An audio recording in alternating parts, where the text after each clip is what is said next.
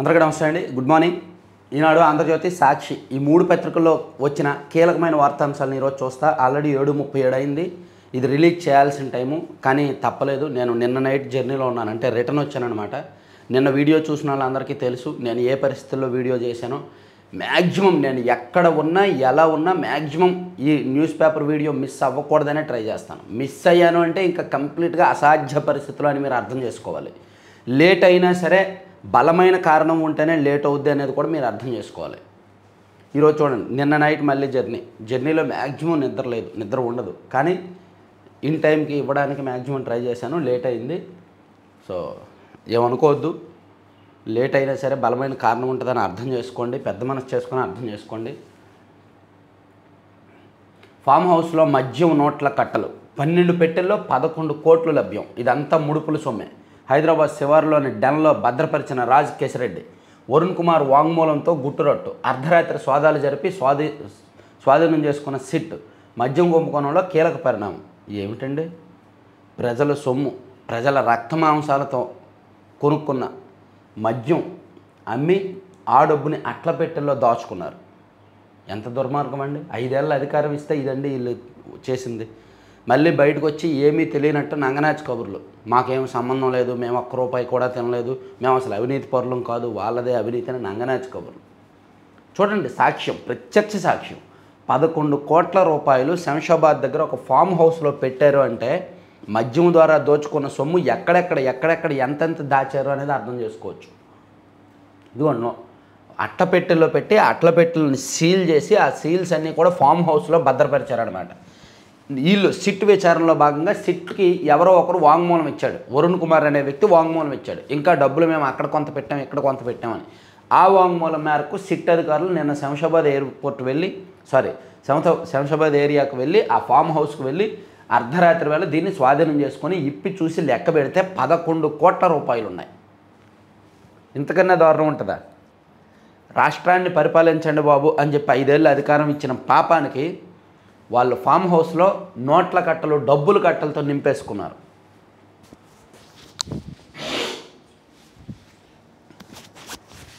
మద్యం కుంభకోణం కేసులో కీలక పరిణామం చోటు చేసుకుంది. జగన్మోహన్ రెడ్డి పాలనలో వైకాపా మద్యం ముఠా కొల్లగొట్టిన ముడుపుల సొత్తులో 11 కోట్లను సిట్ అధికారులు సీజ్ చేశారు. హైదరాబాద్ శివారు శంషాబాద్ మండలం కాచారంలోని సులోచన ఫామ్ హౌస్లో ఈ అక్రమ సొత్తు స్వాధీనం చేసుకున్నారు. ఈ కేసులో భారీ ఎత్తున నగదు పట్టుబడడం ఇదే మొదటిసారి. అప్పట్లో వైకాపా ప్రభుత్వ పెద్దల తరపున ముడుపుల వసూళ్ల నెట్వర్క్ నడిపిన రాజ్ కేశిరెడ్డి, అతని ప్రధాన అనుచరుడు బూనేటి చాణక్య, వారి ముఠా సభ్యుడైన పురుషోత్తం వరుణ్ కుమార్తో ఈ సొత్తును ఫామ్ హౌస్కు తరలించి ఇక్కడ భద్రపరిచినట్టు సిట్ దర్యాప్తులో తేలింది. కొన్ని నెలల కిందట దుబాయ్కు పారిపోయిన వరుణ్ కుమార్ 2 రోజుల కిందట భారత్కు తిరిగి వచ్చి సిట్ ఎదుట హాజరయ్యారు. మద్యం ముడుపుల సొమ్ము ఎలా వసూలు చేసేవారు, ఎవరికి చేర్చేవారు అనే అంశాలతో పాటు ఆ సొత్తును భద్రపరిచిన డెన్ గురించి వాంగ్మూలం ఇచ్చారు. చూసారా? ఇంత రెడ్ హ్యాండెడ్గా దొరికిపోయిన తర్వాత కూడా మాకేమీ తెలియదు అని బొకాయించడం ఆ పార్టీకే చెల్లింది, ఆ నాయకులకే చెల్లింది. ఇంత రెడ్ హ్యాండెడ్గా దొరికిపోయిన తర్వాత కూడా ఇప్పటికీ కూడా నమ్మి మేము తప్పులు చేయలేదు, అవినీతి చేయలేదు అని అంటున్నారంటే ఎటువంటి వాళ్ళు అర్థం చేసుకోవచ్చు. ఈ అంశంతో పాటు మరో కీలకమైన అంశం, భారత్ మీద పిచ్చోడి చేతిలో రాయి, అంటే పిచ్చోడి చేతిలో అధికారం ఉంటే ఎలా ఉంటుంది అనేది డొనాల్డ్ ట్రంప్ పదే ప్రతిరోజు ఏదో ఒక విషయంలో, వాణిజ్య విషయం కావచ్చు, దౌత్యపరమైన విషయంలో కావచ్చు, సుంకాల విషయంలో కావచ్చు, అమెరికా దేశంలో పరిపాలనలో సంస్కరణల విషయంలో కావచ్చు, అనేక వ్యవహారాల్లో ఆయన నిరూపించుకుంటూనే ఉన్నాడు. తాజాగా మన మీద ఏడుపు 25% సుంకాలు, జరిమానాలు, వీటికి అదనం ఆగస్టు 1 నుంచి అమల్లోకి. అమెరికా అధ్యక్షుడు డొనాల్డ్ ట్రంప్ ప్రకటన. రష్యాతో వాణిజ్య ఒప్పందాలపై తీవ్ర ఆక్షేపణ. దేశ ప్రయోజనాలు కాపాడుకుంటాం భారత ప్రభుత్వం. 2 దేశాల మధ్య ద్వైపాక్షిక వాణిజ్య ఒప్పందంపై సంప్రదింపులు కొనసాగుతున్న వేళ అమెరికా అధ్యక్షుడు డొనాల్డ్ ట్రంప్ ఆశ్చర్యకరమైన రీతిలో భారత్పై భారీ సుంకాల భారం మోపారు.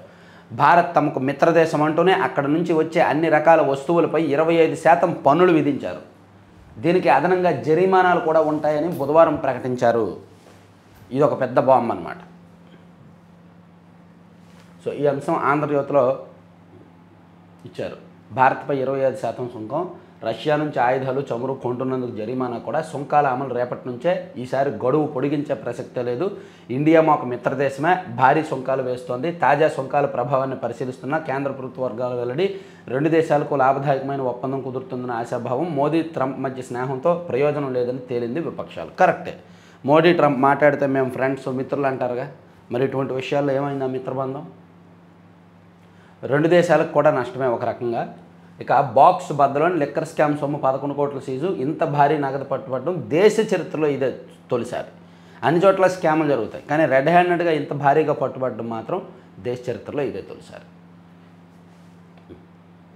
ఈ వార్తలు ఏమైనా ఇచ్చారా? టారిఫ్లు బాంబని ఇచ్చారు. 25% సుంకాలు విధించిన అగ్రరాజ్యం ఆగస్టు 1 నుంచి అమల్లోకి. రష్యాతో వ్యాపారం చేస్తున్నందుకు ఇందులో కూడా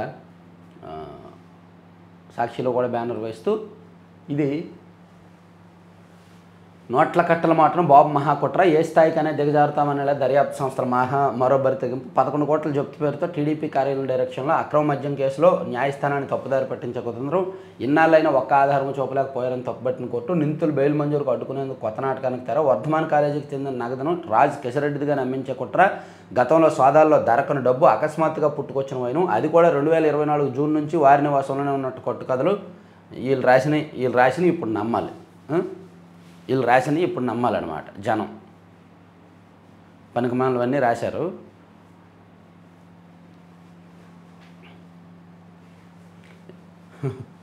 టీడీపీ కార్యాలయం వాళ్ళు చెప్పారంటే అదేమో వర్ధమాన్ కాలేజీకి చెందిన నగదంట. వర్ధమాన్ కాలేజీ లేదో అది మా నగదని చెప్పినట్టు దాన్ని కవరింగ్ ఎలా కవర్ చేసుకోవాలో తెలియక దొంగతనం చేసి రెడ్ హ్యాండెడ్గా దొరికిపోయిన వాడు కూడా నేను దొంగతనం చేయలేదు ఆడే దొంగ అంటాడు కదా. సో అది దానికి ప్రత్యక్ష ఉదాహరణ ఇది. ఇక ఏపీ ప్రణాళికల్లో భాగస్వాములు కండి. సింగపూర్ వివిధ సంస్థల ప్రతినిధులతో సీఎం చంద్రబాబు చర్చలు. మీ పెట్టుబడులు భద్రమని భరోసా. సింగపూర్లో 4వ రోజు పర్యటన సందర్భంగా బుధవారం పలు దిగ్గజ సంస్థల ప్రతినిధులతో సీఎం చంద్రబాబు వరుస భేటీలు నిర్వహించారు. రాష్ట్రంలో పెట్టుబడులకు ఉన్న అవకాశాలను వారికి వివరించారు. So Singapore tour Chandrababu Naidu గారిది కొనసాగుతోంది. 4వ రోజు, ఈరోజు చివరి రోజు అనమాట, 5వ రోజు. ఇక ప్రతిష్టాత్మక కంపెనీలకు భూములు కేటాయిస్తే తప్పేంటి? ప్రోత్సాహకాలు ఇవ్వకపోతే రాష్ట్రానికి పెట్టుబడులు ఎలా వస్తాయి? ఉద్యోగ ఉపాధి అవకాశాలు ఎలా లభ్యమవుతాయి? పిటిషనర్ను ప్రశ్నించిన హైకోర్టు. రాష్ట్రాభివృద్ధి ఆదిలోనే ఉన్నందున భూములు ఎంతకు ఇస్తున్నారో చూడకూడదు. టీసీఎస్ ఏర్పాటుతో 12,000 ఉద్యోగ అవకాశాలు. ఆ సంస్థకు భూ కేటాయింపు నిలిపివేసేలా ఉత్తర్వులు ఇవ్వలేము అని తేల్చి చెప్పింది ధర్మాసనం.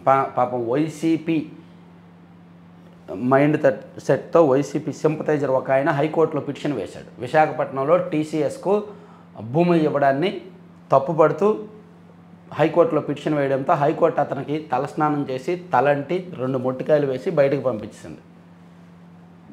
కంపెనీలకు భూములు ఇస్తే తప్పేంటి? భూములు ఇస్తేనే కదా కంపెనీలు వస్తాయి, కంపెనీలు వస్తే ఉద్యోగాలు వస్తాయి, ఉద్యోగాలు ఉపాధి పెరుగుద్ది. సో అలా ఇచ్చినప్పుడు ఆ కోణంలో చూడాలి, తప్పు లేదు అని చెప్పి హైకోర్టు చాలా స్పష్టంగా చెప్పింది.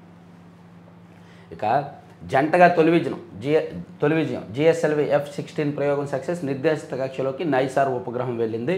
తర్వాత వణికించిన సునామీ. రష్యాలో భారీ భూకంపంతో ఎగసిపడ్డ రాకాసి అలలు. భూకంపం తీవ్రత 8.8. జపాన్, అమెరికా సహా పలు దేశాలకు సునామీ హెచ్చరికలు. భయంతో పరుగులు పెట్టిన జనం. ప్రాణ నష్టం లేకపోవడంతో ఊపిరి పీల్చుకున్న దేశాలు. యువ మెదడుకు ఉప్పెన చెట్టు. ఓ ప్రైవేట్ కంపెనీలో పనిచేస్తున్న యువకుడు హఠాత్తుగా ఆఫీసులో కుప్పకూలిపోయాడు. వైద్యులు ఇస్కీమిక్ బ్రెయిన్ స్ట్రోక్గా గుర్తించారు. గోల్డెన్ అవర్లో ఆసుపత్రికి చేర్పించడం వల్ల ఆ యువకుడు ప్రాణాలు దక్కాయి. ఒకప్పుడు పక్షవాతం అంటే 50-60 ఏళ్ళు దాటిన వారిలో కనిపించే సమస్య ప్రస్తుతం యువతలో పెరుగుతోంది. యువతలో పక్షవాతం పెరుగుతోంది, బ్రెయిన్ స్ట్రోక్ పెరుగుతోంది, హార్ట్ అటాక్ ఈజీగా వచ్చేస్తుంది. బ్రెయిన్ స్ట్రోకు, హార్ట్ స్ట్రోకు చాలా ఈజీగా చిన్న వయసులో కూడా వచ్చేస్తుంది. ఎందుకు ఈ మార్పులు ఎలా అనేది అంటే ఇంటర్నల్ ఆర్గాన్స్ బలహీనపడుతున్నాయి అన్నమాట. సో అది ఎందుకు అనేది ఖచ్చితమైన రీజన్ వైద్యులు కూడా చెప్పలేకపోతున్నారు. ఇక విశాఖ విజయవాడలో ఐటీ సాఫ్ట్వేర్ పార్కులు పెట్టండి. క్యాపిటల్ ల్యాండ్ సీఈఓ దాస్ గుప్తాతో మంత్రి లోకేష్ భేటీ. విశాఖపట్నం, విజయవాడలో ఐటీ సాఫ్ట్వేర్ పార్కులను ఏర్పాటు చేయాలని మంత్రులు నారా లోకేష్ కోరారు. సింగపూర్లో capital land investment CEO Sanjeev గుప్తాతో శనివారం ఆయన భేటీ అయ్యారు. శనివారం కాదు, సంజీవ్ గుప్తాతో ఆయన భేటీ అయ్యారు.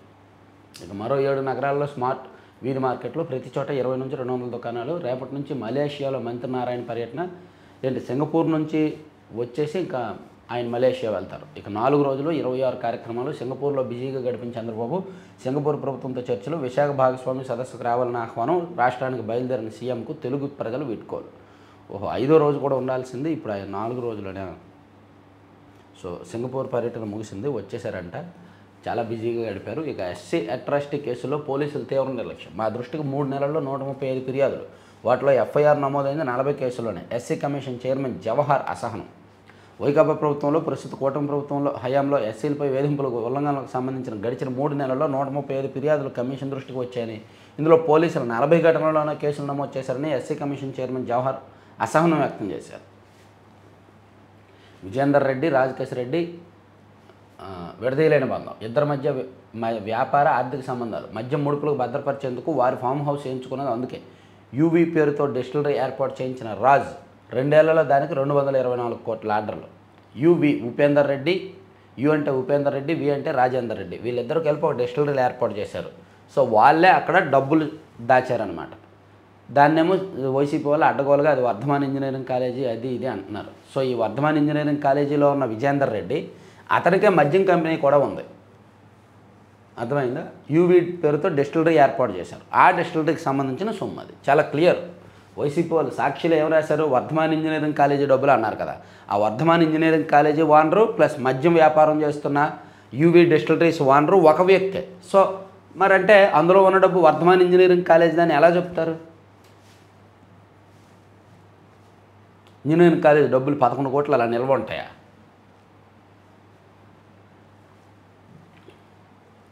ఆంక్షల బేఖాత, భారీ జన సమీకరణ. నెల్లూరు పర్యటన, జగన్ పర్యటన అంటేనే అధికారులు స్థానికులు వణికిపోతున్నారు. పోలీసుల ఆంక్షలను పట్టించుకోకపోవడం, భారీగా జనాన్ని తరలించి బల ప్రదర్శన చేయడం పరిపాటిగా మారింది.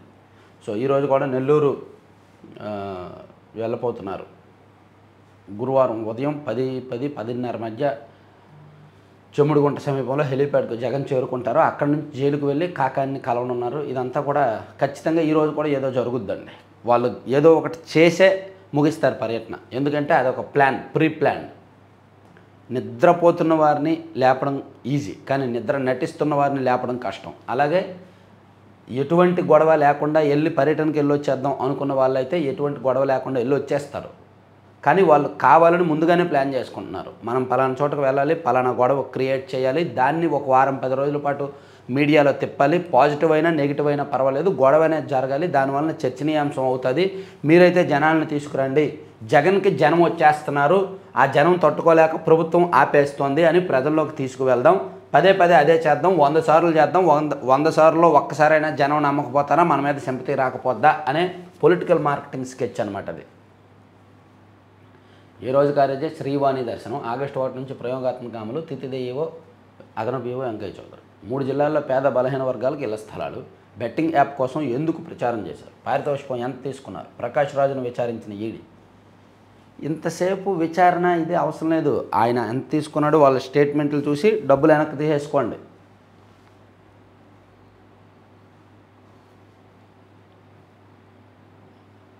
ఇవన్నీ అడిగితే వాళ్ళు ఏం చెప్తారా? నీతి నిజాయితీగా చెప్తారా? ఉనికించిన సునామీ. ఫామ్ హౌస్లో నోట్ల కట్టలు. జగన్పై సిబిఐతో విచారణ చేయించండి. హైకోర్టులో ఢిల్లీ న్యాయవాది పిల్.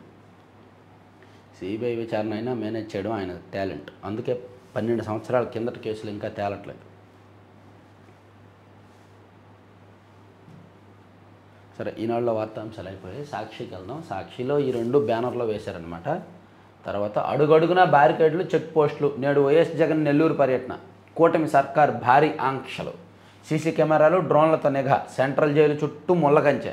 వైఎస్ఆర్సీపీ శ్రేణులను కట్టడి చేసే పనిలో పోలీసులు నిమగ్నం. జన సమీకరణ చేసినా, ర్యాలీలు నిర్వహించినా చర్యలు తప్పవని నోటీసులు.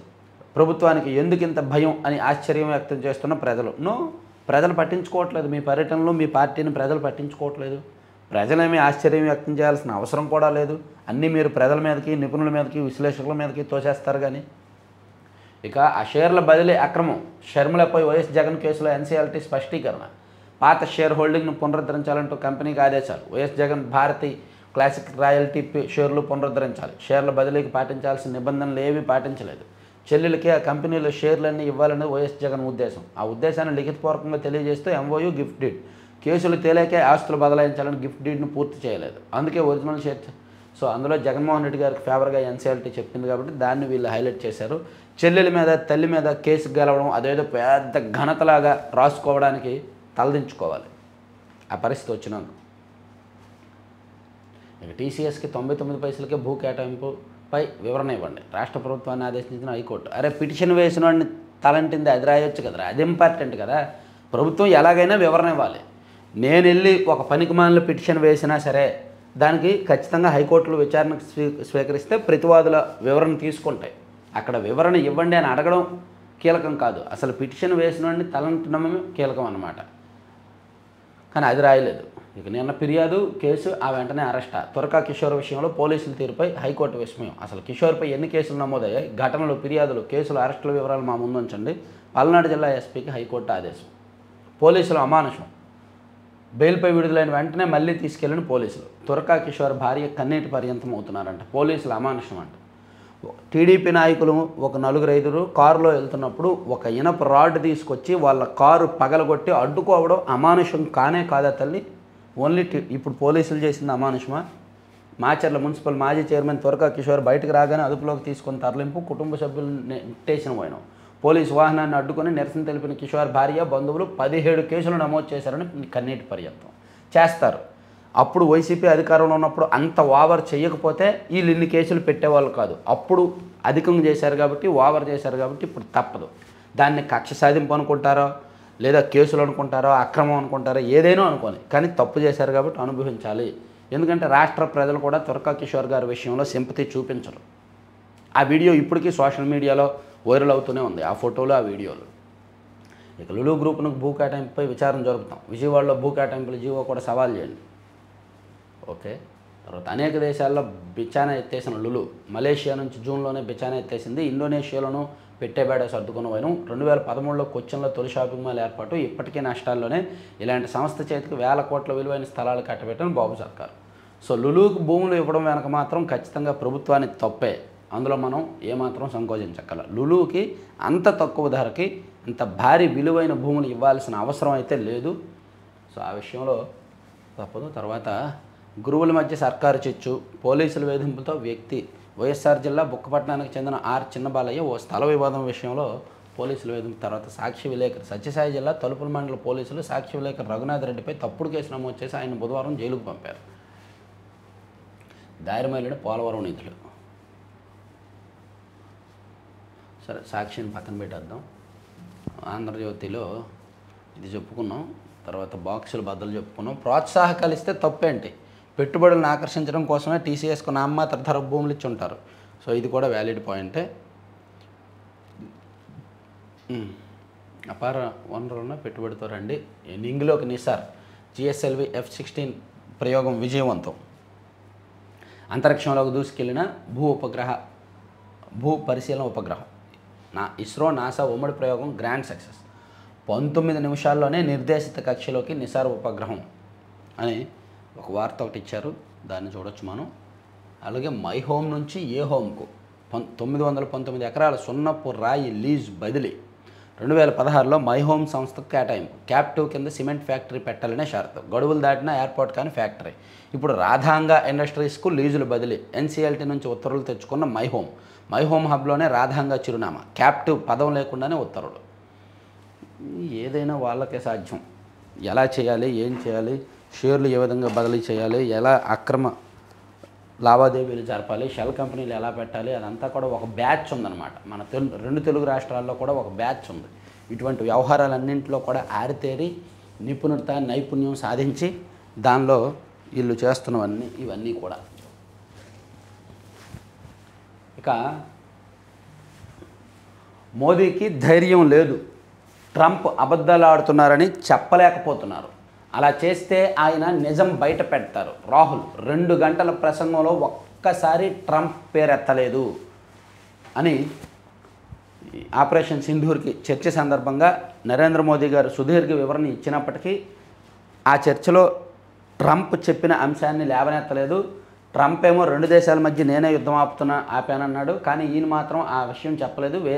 వేరే వాళ్ళ పెత్తనం లేదు, వేరే వాళ్ళు చెప్తే ఆపలేదు, మనకు మనమే ఆపామని నరేంద్ర మోదీ గారు చెప్పారు. అని రాహుల్ గాంధీ గారు విమర్శిస్తే రాహుల్ గాంధీ గారిని బీజేపీ వాళ్ళు ఏమన్నారంటే రాహుల్ చైనా గురువు విదేశాంగ మంత్రి జైశంకర్ ఎద్దేవా రాజ్యసభలో చర్చలో నెహ్రూ కాంగ్రెస్పై ధ్వజం.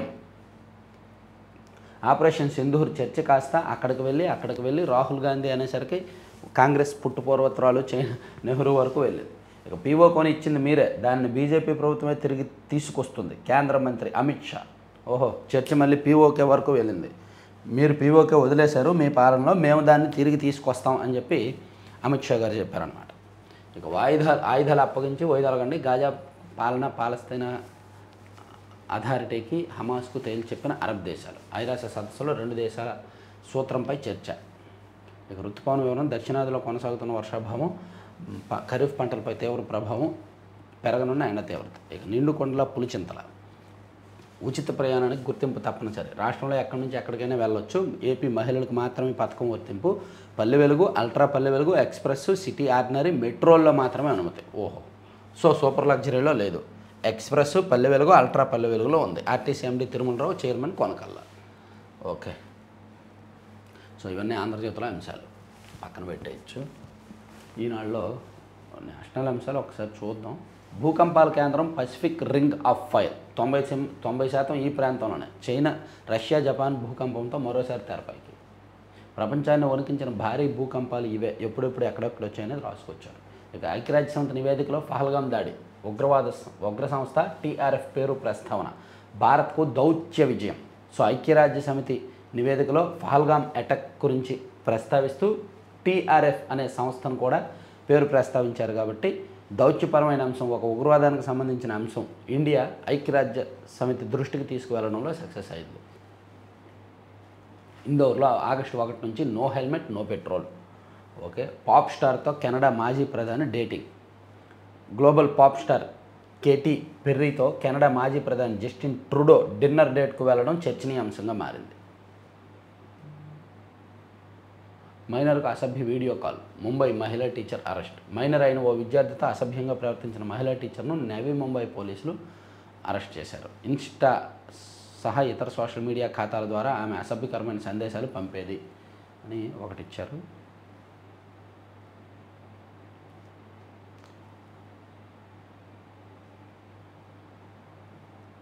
థాయ్, కంబోడియాల మధ్య చైనా మధ్యవర్తిత్వం అంట. తర్వాత బిజినెస్ పేజ్, డొనాల్డ్ ట్రంప్ వేసిన సుంకాల ప్రభావాన్ని రాశారు.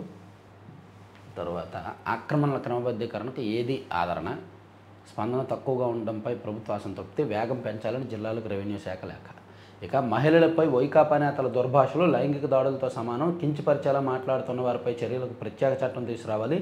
లోక్సభలో Tedepa MP Byreddy Sabari demand. So Nandyal MP Byreddy Sabari గారు నిన్న లోక్సభలో ఒక వ్యాలిడ్ పాయింట్ మాట్లాడారు. మహిళలను రాజకీయాల్లోకి రావడానికి ప్రోత్సహించడానికి 33% బిల్ తీసుకొస్తున్నాం మనము, కానీ మహిళలు రాజకీయాల్లోకి వస్తుంటే రాజకీయ ప్రత్యర్థులు వైసీపీ లాంటి నాయకులు దుర్భాషలాడుతున్నారు, వ్యక్తిత్వ హననానికి పాల్పడుతున్నారు, దీని నిర్మాణానికి ఒక చట్టం తీసుకురావాలి అని ఆమె ఒక పాయింట్ లేవనెత్తారు. మీకు గుర్తుందా? ఈ పాయింట్ మీద అంటే నిన్న ఎంపీ గారు ఏదైతే మాట్లాడారో ఆ పాయింట్ మీద మన ఛానల్లో ఒక వీడియో చేసాం. 15 రోజులైంది.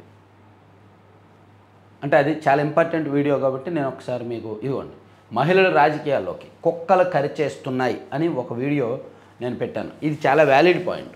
అదేంటంటే 33% రిజర్వేషన్లు మహిళల కోసం తీసుకొస్తున్నారు చట్టసభల్లో, మంచిదే.